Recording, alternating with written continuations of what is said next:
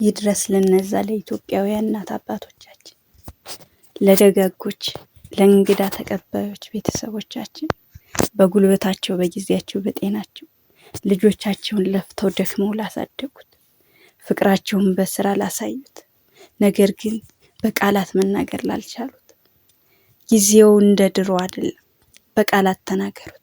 ፍቅራችሁን፣ ውዴታችሁን በቃላት ግለጹላቸው። የኛ ጊዜ በንግግር የሚያምን በንግግር የሚረታ ትውልድ ነው። ልጆቻችሁ እንደምትወዷቸው፣ እንደምታፈቅሯቸው፣ እንደምታከብሯቸው በንግግር ግለጹላቸው።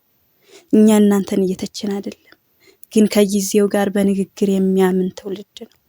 እንደምትወዷቸው፣ እንደምታከብሯቸው በንግግራችሁ ግለጹላቸው።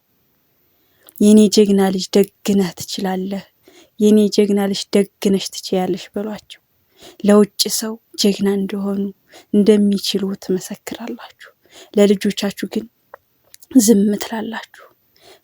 በንግግር ግለጹላቸው፣ በንግግር አስረዷቸው። ነገር ግን እኛ ኢትዮጵያውያኖች ላይ ቃል የማይሰሙ ልብ እየደከመ ነው። በንግግር የሚያምን ትውልድ ነው። ቃላቶች የሚያሳምኑት ትውልድ ነው። በንግግር እንደምትወዳቸው፣ ጀግና እንደሆኑ፣ እንደሚችሉ፣ እንደሚያምሩ እንደሆኑ ንገሯቸው። ያ ጀግናው ልጅ፣ ያቺ ጀግናዋ ልጅ ትችላለሽ፣ ትችላለህ ብላችሁ ግለጹላቸው።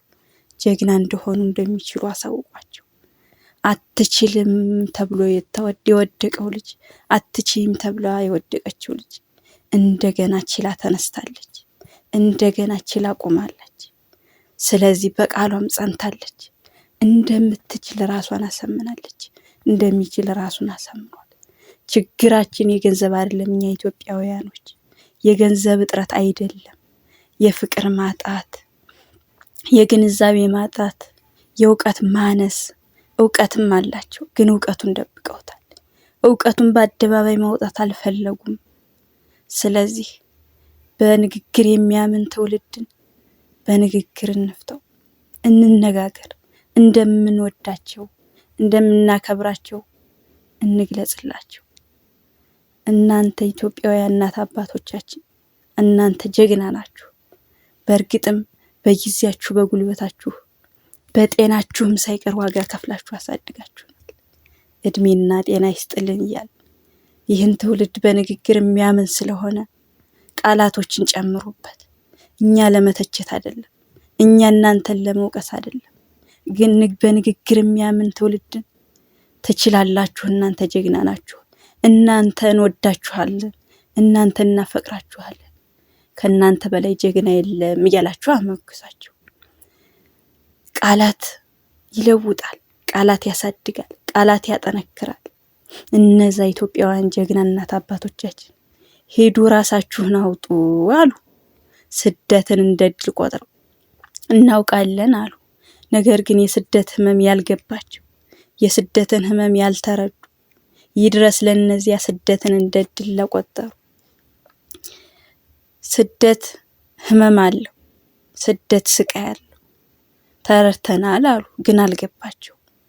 በሌላ ሀገር መኖር እንግዳ ሆኖ በጣም ከባድ ነው፣ ያማል።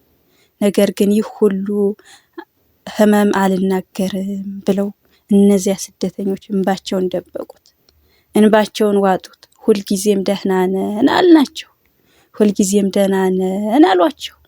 እናት አባቶቻችን መጥፎ ሆነው አይደለም፣ ለኛ የተሻለ ህይወትን እንዲኖሩ ብለው አስበው። ነገር ግን መኖር ብቻ በቂ አይደለም። መስማት ይፈልጋል፣ መታየት ይፈልጋል፣ መደገፍ ይፈልጋል። ዛሬ ግን ይህ እዚህ ላይ ይብቃ። ስደትን እንደ ድል ብቻ እንየው፣ ህመሙንም እንረዳው፣ ህመሙንም እንገንዘበው።